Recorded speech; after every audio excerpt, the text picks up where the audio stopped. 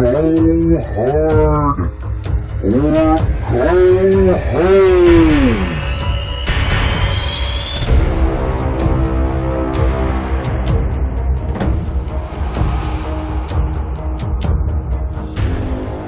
All right, week 8 recap. Let's do a little bit of a special here. Let's do overrated to underrated, appropriately ranked. We're going to talk about every team, and based on your record, underrated would mean that I think your team's better than your record. Overrated is your record's overstating how good your team is, and appropriately ranked is I think you know. So let's talk about your teams here, and let's start with the biggest blowout. We'll do that again. By the way, cannot wait to talk about the best game of the week between Argonautsonians and the Modest Angelinos. But as far as the biggest blowout of the week, I can't believe I'm saying this. No, New World Order, not yet. Straight up beatdown takes down Los Guerreros. Straight up beatdown going to 5-3 after a 100-point win over Los Guerreros. These are two teams that I've chatted about that I think are both pretty solid. Straight up beatdown, I said will end 500, so starting to make me look a little bit. We'll see, 5-3, making me look a little bit bad. But definitely two teams that are in the running for the playoffs. So let's talk about straight up beatdown first. Gigantic week from Alvin Kamara, 104 points. Obviously a huge part of this. Then you get Mariota going above expectation for 75 points. This is more about Los Guerreros disappointing, honestly, to me. I think this is a very solid week. And again, Kamara, a big part of this. Tyreek Hill, a big part of this, 86 points. But at the end of the day, didn't jump off the paper. Straight up beatdown is a very solid team that got the fourth most points in the league, fourth or fifth most points in the league this week, and that's about where I think it is. That's why I say that it's a 500 team, and that's why I'm going to stick with it. I mean, I hate to be a hater. I know I'm going to come off as a hater. I know the fans are writing me like, yo, what are you doing? Like, this guy's obviously showing he's an above 500 team. I don't see it yet. For straight up beatdown, I got all the love and respect for you in the world, but I'm going to have to say at 5-3, despite a great win, a huge win, I'm going to have to say overrated at 5-3. For Los Guerreros, go to 4-4. Really tough loss. Keep in mind, no Mahomes this week. Did that play a part? Well, let's see. Tua would have played 107 points. You pair up Mahomes, that could have made a difference. Instead, you go DeAndre Swift in your running back spot. I don't know if you would have went Swift or Mixon in the running back spot, but Swift only got you 28 points. Mixon only got you 37 points. So, yeah, you would have needed 137 from Mahomes, but it's been done before. Either way, definitely a big point differential difference. I think the good news for you is Kittle's starting to show out a little bit. Kenneth Walker's continuing to be consistent. Tua's looking incredible.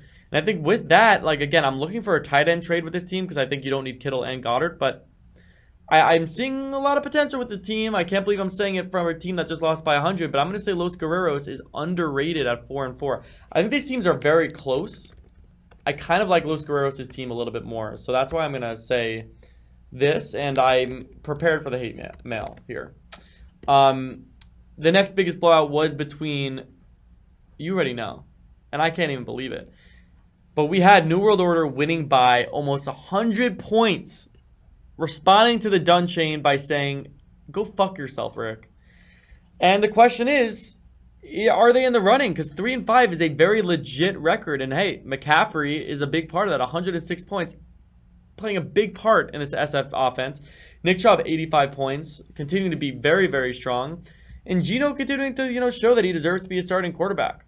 So the question is, underrated, overrated, or just right? I'm going to say just right. I think New World Order, I done chain them because I don't see them winning consistently because outside the running back group, I think there's way too many questions.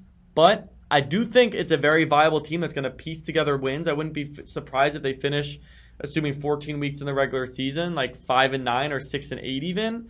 But because of that, I don't think that's why I done chained it. I just don't think there's enough firepower to get enough wins consistently. So I'm going to say it's appropriately ranked at 3-5, but I do, again, want to give a massive shout out to New World Order. Really well-managed team, even all the way down to Greg Dulcich at tight end. Making the right decisions. They're really building something special there. People want to get involved. Young players want to be there. Vets want to be there to coach the younger guys. It's a good place to be in New World Order land right now. For King Illuminati, it's a little bit different. I mean, King Illuminati has not yet get the Dun Chain, but this is where it happens. And again, Dun Chain means no chance to win the title. But yeah, I mean, just very, very disappointing week. 365 points, not very good. You had to do it without Kelsey and Herbert.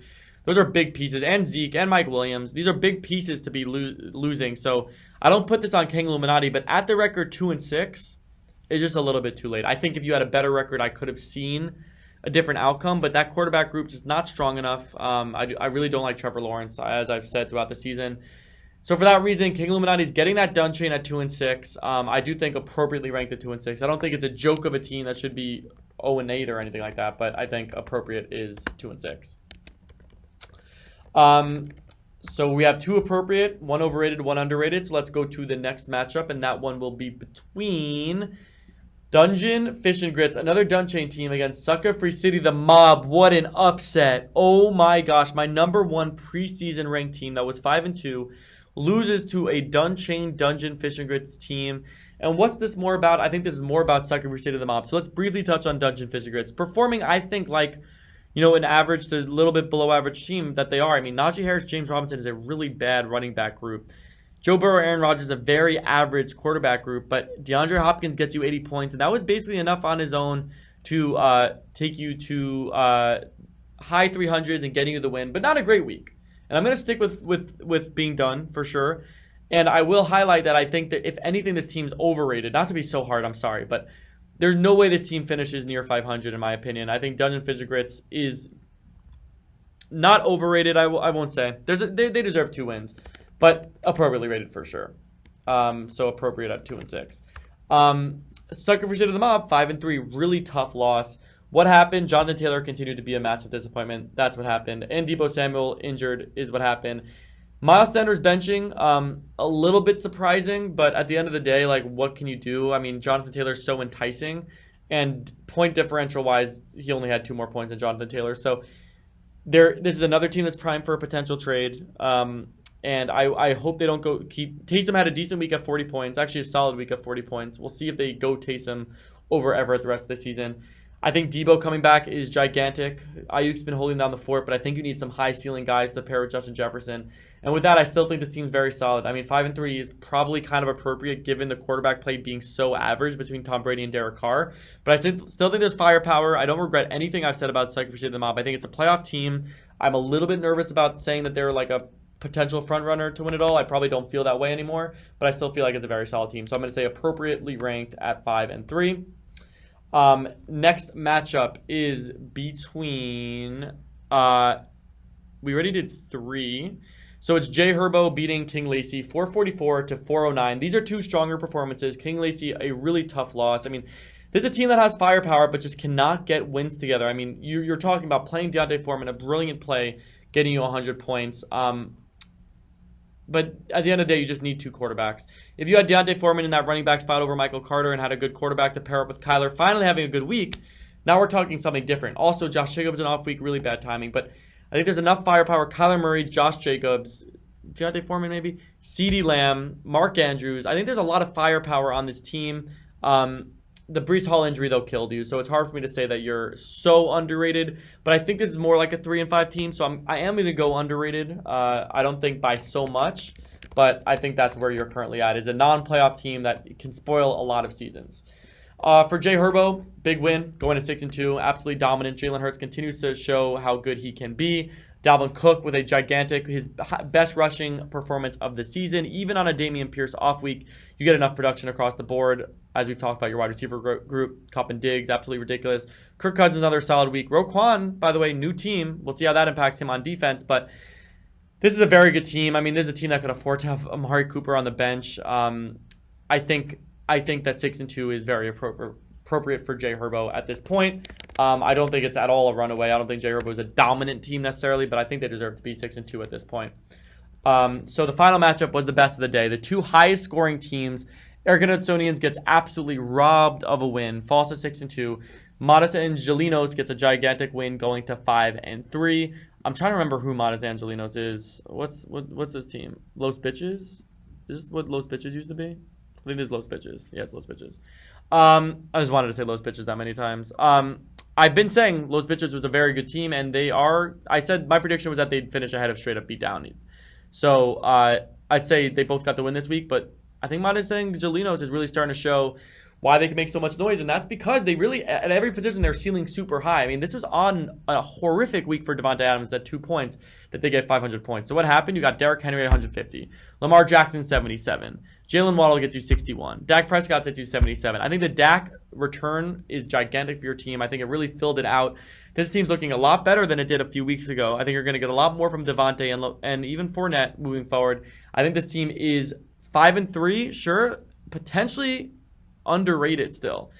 But I will say appropriately ranked only because I think Jalen Waddle won't be as consistent, and Fournette makes me just a little bit nervous. But man, this team's a very solid team. I think it's a playoff team. So I'm going to say appropriately ranked because I think it is a playoff team that anything could happen. So that's where you currently are. And then my boy, Lionel. For this, 6-2 is very disappointing because you got 502 points. But objectively, a great record. If Josh Allen gave you a normal performance, you get the win.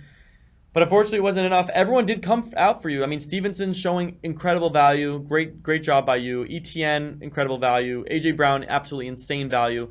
Courtland Sutton's the only question mark here, but you're going to be getting Keenan Allen back. You're going to be getting Austin Eckler back. This is, at the end of the day, a very, very strong team. I wonder if there's a team that can trade maybe for a wide receiver. You don't really need Stevenson. Other teams might. With Eckler back, do you upgrade, from Stevenson and Sutton? Do you get yourself a wide receiver 1? Maybe. We'll see if any team wants to do something like that. But this is a team that's just appropriately 6-2. Can definitely make noise.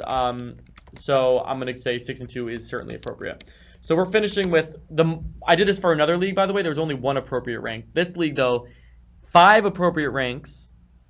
Oh my gosh, no more. How many appropriate ranks did I give? 7 appropriate ranks. 2 underrated, 1 overrated. That's so different than the other leagues I've done. So, hey, this league seems to be more fair. Let's see if it continues. Best of luck, everyone, next week.